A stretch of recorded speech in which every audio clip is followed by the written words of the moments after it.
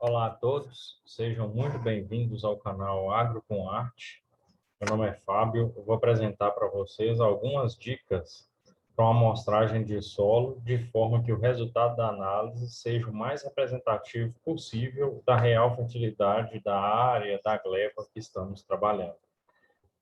Provavelmente muitos de vocês já realizaram a amostra de solo, sabem como realizar, no entanto, eu acho importante frisarmos alguns pontos para que não tenhamos depois um resultado equivocado da fertilidade do solo da área que estamos trabalhando.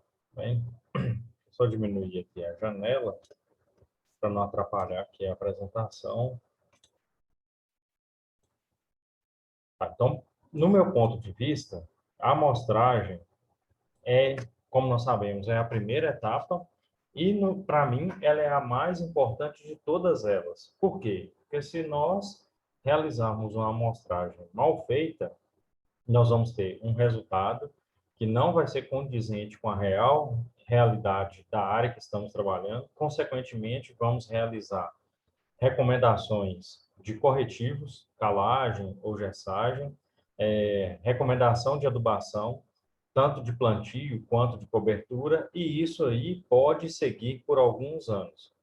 Como recomenda a literatura, em áreas onde se cultiva uma vez por ano, áreas de sequeiro ou áreas de pastagem, a gente trabalha geralmente com a análise de solo a cada 4 anos. Área irrigada, geralmente a gente faz uma análise de solo uma vez por ano. Mas pensando na área de sequeiro, onde nós realizamos uma amostra de solo, uma análise de solo a cada 4 anos, se nós realizarmos essa amostragem de forma equivocada, nós vamos fazer toda a recomendação errônea dentro desses 4 anos. Então, nós temos que tomar um cuidado muito grande com essa questão de amostragem. Então, quando nós vamos realizar uma amostragem de solo, a primeira etapa que a gente tem que fazer, que nós temos que fazer, é subdividir as áreas, quando são áreas grandes, em sub-áreas, em glebas de até 10 hectares. Podemos trabalhar com áreas superiores a 10 hectares? Pode trabalhar. No entanto, deve-se tomar um cuidado muito grande com áreas superiores, muito superiores a 10 hectares. Então, eu geralmente gosto de trabalhar com áreas, eu realizo a amostra com áreas menores, até menores do que 10 hectares. Porque uma análise de solo, tem um preço muito baixo em relação aos insumos que nós vamos utilizar. Por exemplo, na cidade que eu moro, uma análise de solo, ela é 50, R$ 55. Hoje, eu fui olhar o preço de um fertilizante para plantio, está em R$ 162 a saca, o saco. Então, o preço da análise, ela é praticamente irrisório, perto do valor que eu vou gastar com a implantação da minha cultura. Então, nessa divisão, nessa subdivisão da área em glebas, nós temos que atentar para alguns fatores. Dentre eles, a topografia. Então, se teve alteração de topografia, eu preciso de subdividir em algumas amostras. Então, eu vou trabalhar com topografia homogênea, a amostragem, as amostras simples, para formar uma amostra composta, eu vou trabalhar em topografia homogênea. Preciso levar também em consideração a vegetação, a adubação que eu estou utilizando nessa área, são uma adubação homogênea em toda a área. Os cultivos anteriores, por exemplo, se eu tenho uma área, a topografia é homogênea, a adubação que eu realizei é também em toda a área, porém eu trabalhei com dois tipos de culturas, por exemplo, a pastagem. Eu geralmente gosto de subdividir, porque às vezes, muitas das vezes, a exportação de uma determinada cultura é muito maior que a outra. Características do solo também é muito importante. Se eu tenho uma área que sofre um processo de alagamento durante um certo período do ano, eu tenho que tomar cuidado com essa área. E o mais importante de todas as características que eu acho é a entrevista com o produtor, com o proprietário, ou com o gerente da propriedade, ou com alguém ali do local da propriedade que conhece bem aquela área onde eu estou realizando a amostragem. Por que a entrevista com o produtor eu acho interessante? Porque ele, melhor do que a gente que está lá, nós técnicos que estamos lá olhando a topografia, vegetação, adubação, cultivos anteriores e características do solo, ele conhece muito bem o solo dele. Então, a área dele, ele vai te dizer, ó, nessa região aqui, geralmente a cultura que eu implanto, ela fica um pouco mais, ela sofre mais, ela sofre um período de seca, quando dá um estresse hídrico. É aqui nesse local que eu tenho maior, que as plantas secam mais. Então, aí já dá para a gente ter um cuidado, porque pode ser questão de fertilidade, também pode ser questão de compactação do solo. Depois vai ter vídeos para frente aí que a gente vai falar sobre esse processo de compactação do solo, como que nós verificamos essa questão de compactação e como nós solucionamos. Então, aqui eu coloquei uma imagem, essa imagem aqui ela é bem conhecida, em vários livros aí já tem a disponibilidade dessa imagem. Então, aqui tem diferente, tem um perfil, um layout de uma propriedade, onde nós temos diferentes perfis de topografia. Então, tem aqui uma encosta bem íngreme, que nós podemos trabalhar com pastagem, ou talvez o ideal seria uma silvicultura. Aqui, pastagem ou uma cultura perene, ou até mesmo uma silvicultura, que também a declividade é maior. Então, se eu fosse trabalhar com silvicultura, essas duas glebas aqui, eu faria uma amostra dela, talvez uma amostra só para essas duas áreas, apesar de que essa aqui tem uma declividade um pouco menor, mas para a silvicultura nós poderíamos trabalhar, porque nós não temos que preocupar muito com a questão de acidez, e sim com a deficiência de cálcio, magnésio e também o boro, que é bem interessante a gente trabalhar com esse micro quando nós estamos trabalhando com silvicultura. Essa área aqui, eu subdividiria ela em duas, faria uma amostra acima dessa estrada e uma outra amostra composta abaixo da estrada. Essa aqui eu acho que está ok, essa subdivisão aqui. Essa aqui também. E aqui talvez eu faria uma amostra, uma amostragem só para essa áreazinha aqui, e essa área aqui provavelmente é próximo de um córrego, pela vegetação que está aqui, pela característica de topografia e pelo tipo de solo. Provavelmente aqui sofre um alagamento durante um certo período do ano, então esse solo aqui ele tem um tipo de argila um pouco diferente das outras regiões, provavelmente. E quando nós estamos realizando a amostragem, geralmente a gente trabalha em zigue-zague. Eu gosto de trabalhar dessa forma aqui, ó, que aí nós trabalhamos, eu acho que a amostragem ela fica um pouco mais precisa do que essa variação aqui. Então eu gosto de trabalhar em zigue-zague. Geralmente eu já faço uma pré-definição do meu caminhamento antes de começar a trabalhar na área, antes de começar a realizar as amostras, e vou trabalhando geralmente em zigue-zague. Então, quando nós estamos trabalhando com áreas homogêneas, nós podemos trabalhar, realizar de 20 a 30 amostras simples. Esse 20 a 30 ele vai variar dentro de alguns fatores. Por exemplo, se eu estou trabalhando com pastagem ou área onde a agricultura ela é muito intensiva, por exemplo, uma área de agricultura irrigada ou uma área onde eu faço 2, 3 cultivos por ano, 2 cultivos, mais uma implantação de cobertura para o plantio direto, então geralmente eu faço um número maior de amostragem, 30, 25, 30. Agora, se a minha área é uma área de abertura ou de reabertura, onde eu estava trabalhando com a pastagem, fiz poucas adubações, pouca movimentação do solo, aí eu posso, geralmente eu trabalho com um pouco menos de amostras. Ultimamente, há uns ano passado, eu fui realizar uma amostragem numa propriedade e era uma área pequena, apenas 3 hectares, onde o produtor estava com interesse de plantar milho para produção de silagem. E aí, quando eu fui fazer a amostragem lá para o produtor, eu deparei com um pedaço dessa gleba de 3 hectares, uma área pequena, talvez 1 hectare, um pouco menos de 1 hectare, que o solo era totalmente diferente do restante da área. Então, eu subdividi essa área de 3 hectares em duas amostras compostas.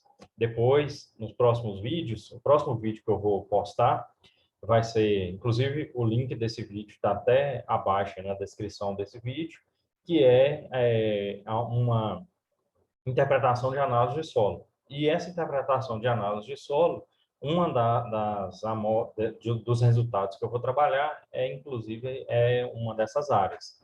que lá nós fizemos o plantio do milho e obtivemos um resultado muito bom com produção de silagem, algo em torno de 65 toneladas por hectare, que eu achei uma produção muito boa diante do veranico que nós tivemos. Então, eu vou mostrar para vocês, na descrição do vídeo abaixo, já vai estar disponível aí o link para esse vídeo, onde nós vamos trabalhar com a interpretação de análise desse solo que eu estou comentando aqui com vocês, e depois eu vou mostrar para vocês uma série de fotos demonstrando o resultado após a aplicação da interpretação de análise desse solo.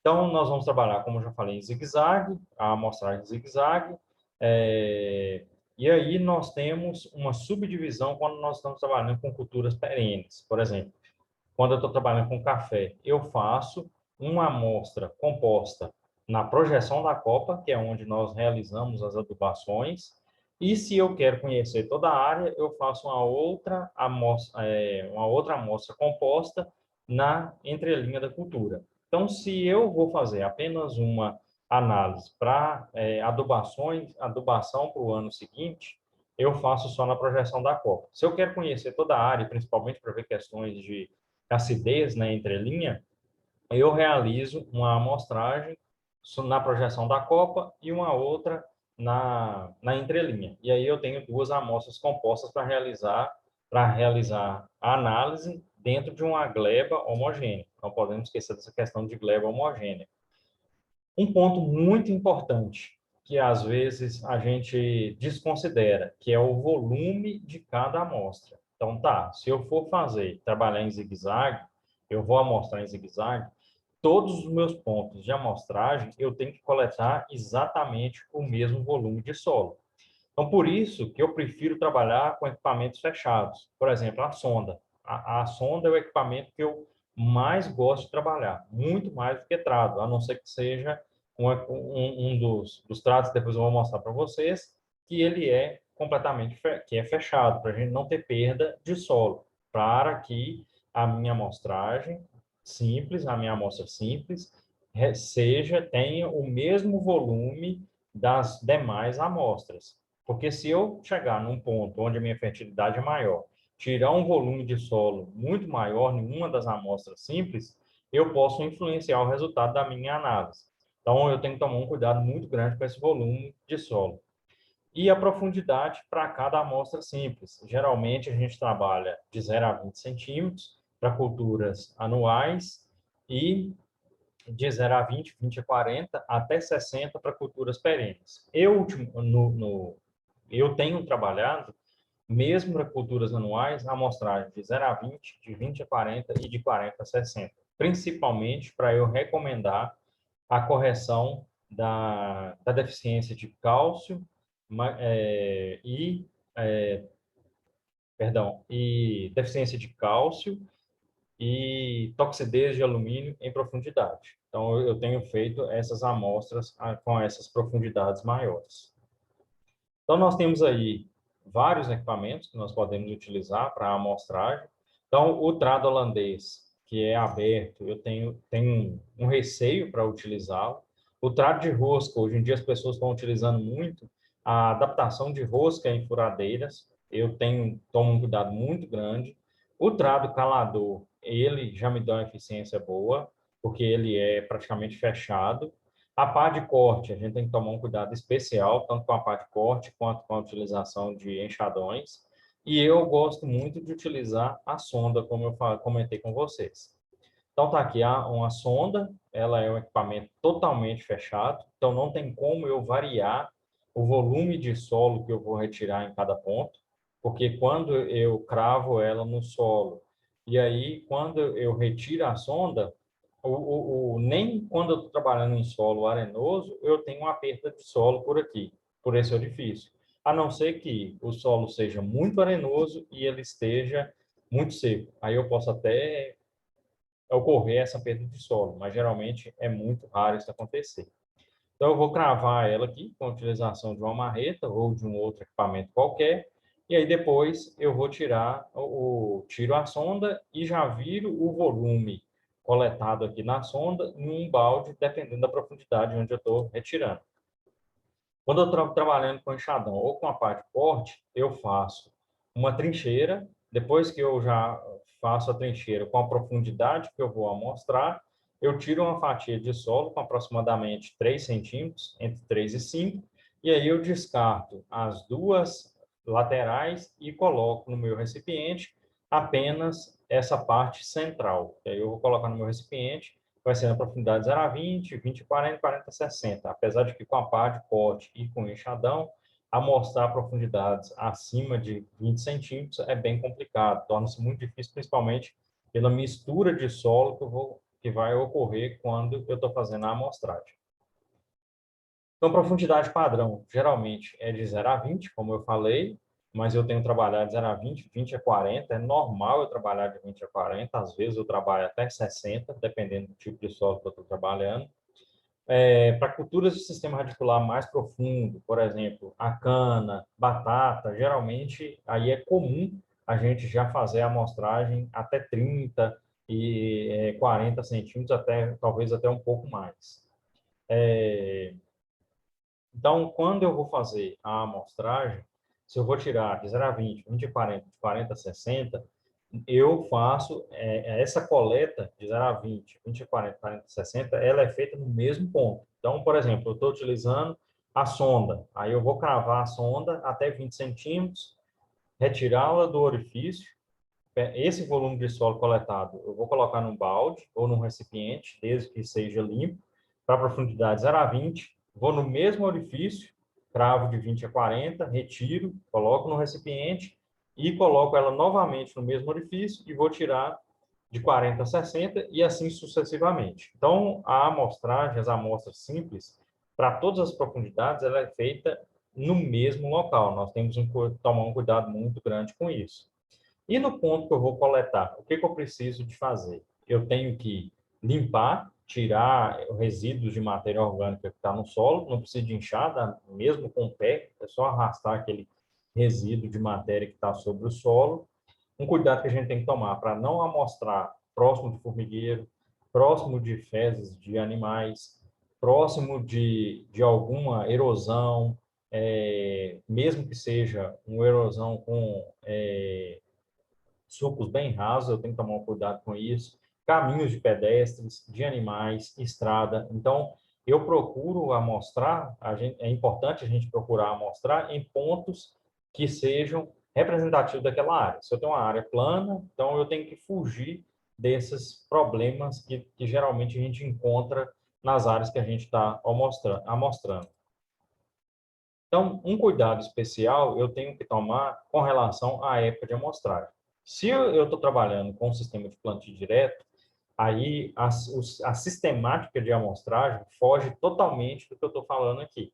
O que eu estou falando para vocês é para uma amostragem de área de reabertura, uma área de abertura ou de uma área onde meu cultivo é convencional, ou seja, após a colheita da cultura anterior, eu vou arar, gradear, ou então usar uma grade aradora, niveladora, e aí depois eu faço as amostras. Então, faço a amostragem. Então, a gente tem que tomar um cuidado muito grande.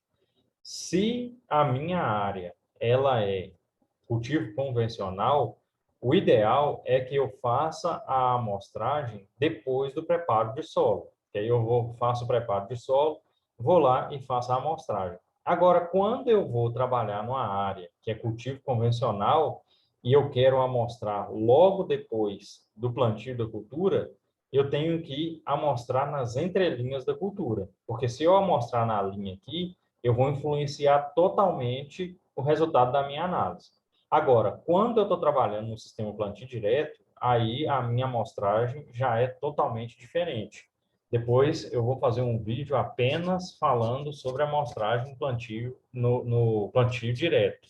Então, aqui eu estou falando do plantio convencional. Então, no plantio convencional, nós damos prioridade para a amostragem de solo após o preparo do solo, e se eu for fazer a amostragem no plantio convencional, eu vou logo depois que eu colho a minha cultura, para eu saber, para eu realizar a amostragem na entrelinha, ok? Então aqui, ó, está mostrando aqui que eu tenho aqui onde foi plantada a cultura anterior, então eu vou amostrar na entrelinha dessa cultura anterior, diferente do plantio direto, que aí nós temos que amostrar também na linha. Mas agora o que nós estamos trabalhando é apenas com a amostragem de plantio convencional. Então, no plantio convencional, o ideal é que a amostragem seja feita após o preparo da área, que ela vai ser muito mais representativa, vai representar muito melhor a fertilidade da área em que eu estou trabalhando. Eu tenho adotado um recipiente, eu não tirei foto dos meus recipientes aqui, porque eles estão muito sujos e feios. Então, o que eu tenho trabalhado é o seguinte, eu coloquei um adesivo com papel contact nos meus recipientes, 0 a 20, 20 a 40 e de 40 a 60. Então, aqui, ó, o que eu vou com a caneta, que escreve em plástico, e vou marcando o número de amostras que eu fiz. Porque isso é muito fácil da gente trabalhar quando nós estamos trabalhando com profundidade, com poucas amostras. Mas quando eu trabalho com 25, 30 amostras, ao longo do meu período de amostragem, às vezes eu vou esquecendo a quantidade de amostras simples que eu já coletei. Então, eu tenho trabalhado com essa forma, com a caneta, que escreve em plástico, e aí depois que eu faço as amostras, acabo de fazer uma amostra composta, homogeneizo a minha amostra, as minhas amostragens simples e formo a minha amostra composta, eu vou lá com o álcool, apago e começo novamente. O que eu peço perdão que ficou aqui, ó, ficou tudo com 0, mas aqui é 0 a 20, 20 a 40 e de 40 a 60, tá bem? Então, cada balde desse representa 20 centímetros do perfil do meu solo. Depois que eu fiz as amostras simples, para cada profundidade, eu vou destorroar, misturar o máximo possível essas amostras simples, homogeneizar. Uma das vantagens da amostragem com sonda e do trado pelador é que o volume que a gente amostra por amostra simples, ele é muito baixo. Então, praticamente quase todo o volume amostrado ele é enviado para o laboratório. E aí, depois que eu vou destorroar, misturar bem, tirar algum resíduo que pode ter caído dentro do recipiente, por exemplo, folha, galho, alguma coisa assim, eu vou separar uma amostra de aproximadamente 250 ml. Geralmente, eu gosto de mandar um pouco mais para o laboratório, em torno de 500 ml. E aí, eu vou acondicionar essas amostras em um saco plástico, amarrar bem amarrado e vou identificar. Eu faço a identificação num papel e aí eu coloco dentro de um saquinho a amostra, coloco a identificação e coloco a identificação e a amostra de solo dentro de outro saquinho. Então, eu uso 2 saquinhos para eu enviar para o laboratório. Até porque se um rasgar, eu tenho a segurança do outro. Então, nessa identificação, o que eu coloco? O nome do proprietário, o nome da propriedade, o município, a gleba, que geralmente nós vamos para uma propriedade, geralmente nós amostramos mais de uma gleba, cultura a ser implantada, a profundidade da amostra, se é de 0 a 20, 20 a 40 ou de 40 a 60, e assim sucessivamente, e a análise que eu quero que faça. Então, geralmente eu peço, é a primeira análise que eu vou fazer da área, eu peço uma fertilidade completa, mais matéria orgânica, mais micronutrientes, enxofre, que para algumas culturas é muito importante, fósforo remanescente e textura. A textura é necessário a gente fazer apenas uma vez. Fez uma vez, essa textura ela não vai se alterar ao longo dos anos. Então, geralmente, eu tenho aqui uma pasta para cada produtor e na primeira vez que eu faço uma amostra lá, que eu mando para análise, eu peço textura, mas eu já não peço mais depois, quando eu estou trabalhando na mesma gleba. E o endereço para envio do resultado. Aí, geralmente, eu coloco um endereço eletrônico para envio para o proprietário e envio para mim, para o técnico que vai fazer a interpretação da análise de solo. E aí, geralmente, quando eu vou pela primeira vez lá para fazer uma amostragem de solo, eu vou com essa ficha de entrevista, e depois eu vou até disponibilizar ela para vocês aí no link abaixo, vou deixar disponível, essa ficha aqui que eu levo para entrevistar o proprietário. Geralmente, eu levo essa ficha toda vez que eu vou trabalhar com a nova cultura. Por exemplo, eu estou trabalhando com um produtor com milho e ele está com interesse de plantar soja, eu vou lá e faço uma entrevista com ele. A não ser que eu já conheça esse produtor muito bem, que já tem um tempo que eu estou trabalhando com ele, aí eu não faço novamente essa entrevista. Mas, geralmente, toda vez que eu for numa propriedade, pela primeira vez, eu faço essa entrevista com o produtor. Às vezes ele fica um pouco receioso de conversar com a gente e tal. No momento dessa entrevista aqui, dá uma quebrada de gelo e eu acho que ele fica mais receptivo, ele passa mais informações, e aí eu acho que o trabalho da gente fica um pouco mais completo, fica mais fácil da gente recomendar, e até mesmo a gente vai tendo um vínculo com o produtor. Geralmente eu gosto de ter um vínculo bom com os produtores, até mesmo de amizade, que eu acho que fica para ele ter assim, uma liberdade maior de perguntar, de questionar, de me ligar, de me escrever a hora que ele achar interessante. Às vezes surge uma dúvida lá, então eu dou toda a liberdade para que eles possam me escrever, me ligar a hora que eles acharem que eles tiverem interesse. Às vezes eu não posso atender, mas assim que possível eu retorno a ligação e vejo o que a gente pode fazer para ajudá-los.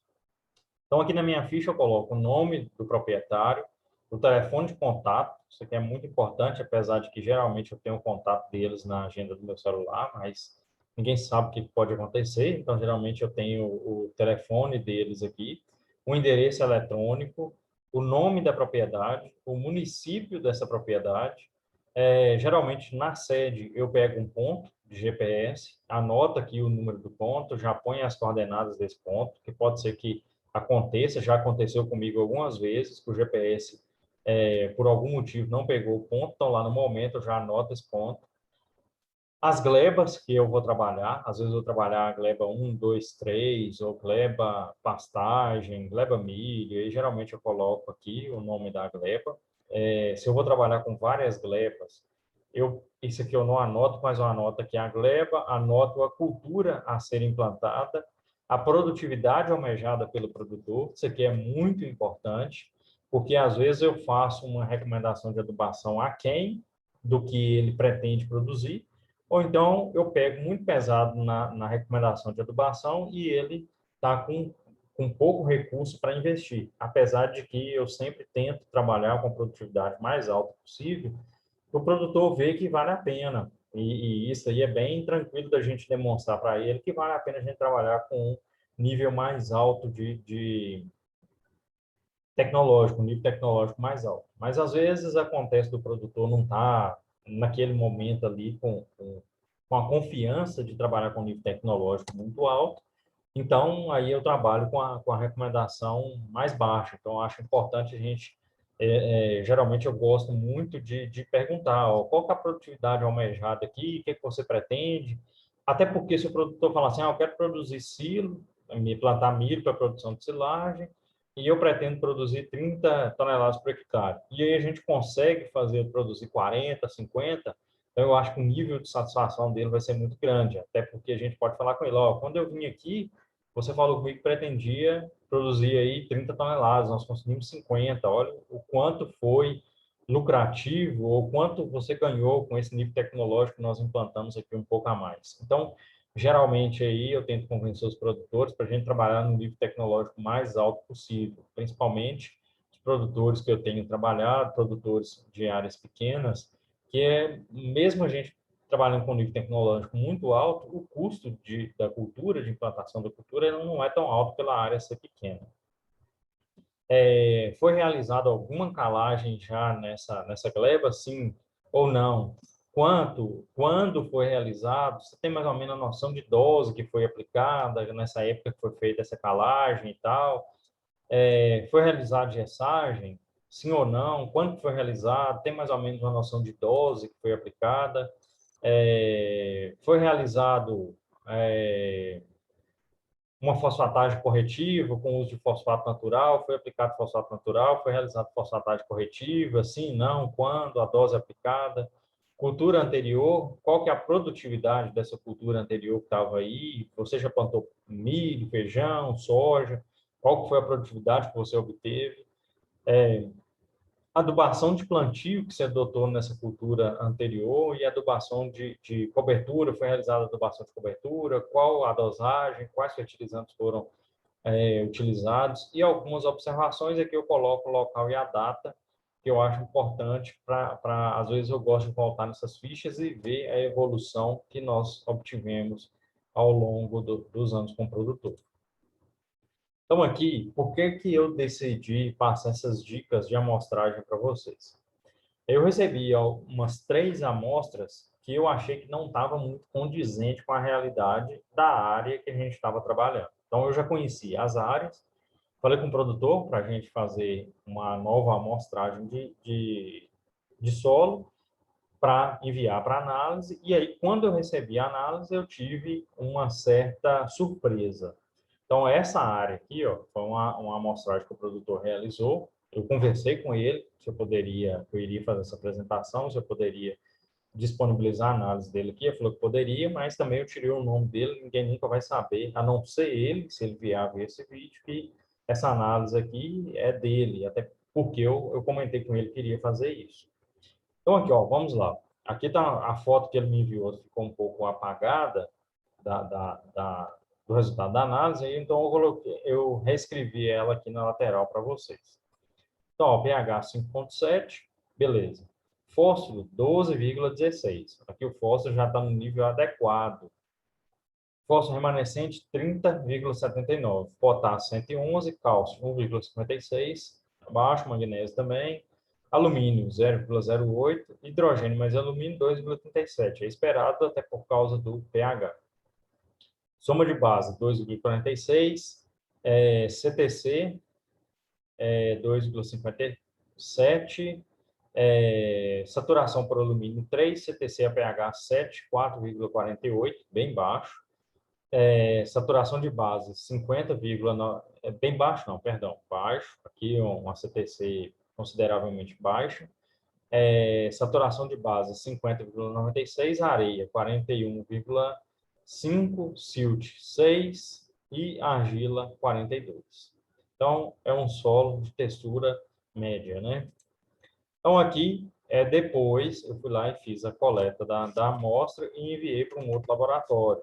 Enviei para esse laboratório aqui porque eu queria uma análise de micronutrientes. E esse laboratório aqui, que ele tinha enviado antes, não faz análise de micronutrientes. Então, eu enviei para esse aqui porque eu queria uma análise de micronutrientes. Então, aqui, ó, o pH 5,3, não alterou muito, né? A matéria orgânica 3,51, já um valor considerável, e o fósforo 0,8. Vocês lembram lá do anterior? 12,46. Olha só o problema que isso aqui iria me causar quando eu fosse fazer a recomendação de adubação. Uma recomendação totalmente diferente. Potássio lá estava 111, aqui 75. O enxofre aqui lá no outro não tinha, o cálcio 1,7, aqui está até um pouco maior, o magnésio praticamente o mesmo valor, o alumínio aqui um pouco mais alto, a acidez potencial, o hidrogênio mais alumínio 3,47, também um pouco mais alto, até porque o pH aqui também foi um pouco mais baixo. A CTC aqui, olha o quanto subiu essa CTC a pH 7. Lá era 4,46, aqui foi para 6,18, ou seja, um solo com muito mais caixa. Dá para a gente trabalhar muito melhor, efeito tampão muito melhor. E a saturação de bases, 44. Saturação de alumínio, 5. Então, aqui, realmente, o solo ele é pobre, vamos dizer assim. Eu considero um solo com saturação de base 44 um solo pobre, se a gente quer trabalhar com alto nível tecnológico. Geralmente aqui eu estou trabalhando com 76, 75, 80, que eu acho que é o ideal, principalmente para eu ter cálcio e magnésio na solução do solo, porque a exportação desses nutrientes ela é muito grande, principalmente de cálcio, principalmente quando eu estou trabalhando com milho para silagem. E o mais importante de tudo aqui, que eu quero chamar a atenção, é a questão do fósforo. Lá era 12,46, um nível adequado. Aqui é 0,8, muito baixo. Então, a amostragem do solo, ela tem que ser muito representativa da área que a gente vai trabalhar, senão a gente vai incorrer em erros muito graves, e essa área aqui é uma área onde ele quer implantar pastagem, mas ele quer investir, ele quer implantar pastagem, mas num alto nível tecnológico. Então, aqui é uma pastagem de sequeiro, mas para sistema intensivo. Então, aqui depois, ao longo dos meses aí que a gente for trabalhando nessa área, depois eu vou até mostrar alguns vídeos de resultado dessa área para vocês. Eu sempre tive vontade de trabalhar com isso aqui, na minha região, no norte de Minas, e aí eu encontrei esse colega que ele está com interesse eu expliquei para ele o que eu queria fazer e ele comprou a ideia. Então, nós vamos trabalhar lá numa área de 10 a 15 hectares, num alto nível tecnológico. Então, aqui nós vamos trabalhar como se a gente estivesse trabalhando com milho, soja para altas produtividades. Então, isso aqui, essa análise de solo, que é a primeira lá que ele fez, ia me trazer um transtorno muito grande, porque eu ia fazer as adubações e não ia obter o resultado. Por quê? Porque lá o fósforo estava adequado, eu ia usar só uma dose baixa para plantio, e aqui eu vou trabalhar com a fosfatagem corretiva, que é o objetivo nosso lá. Então, essa aqui, ó, é uma análise da mesma área, que aí nós subdividimos, quando eu fui lá fazer a amostragem, nós subdividimos aquela área toda da primeira amostra em duas áreas. Aquela área da amostra anterior, como eu mostrei para vocês, e essa agora. Então, o pH aqui ainda está um pouco ainda mais baixo. O fósforo, vamos lá pegar o fósforo por metro, 0,17. Então, ainda está mais baixo ainda. Por quê? Porque essa área aqui, ela é uma área que ela tem uma área de mais baixa na propriedade dele. Então, eu subdividi aquela primeira amostra em duas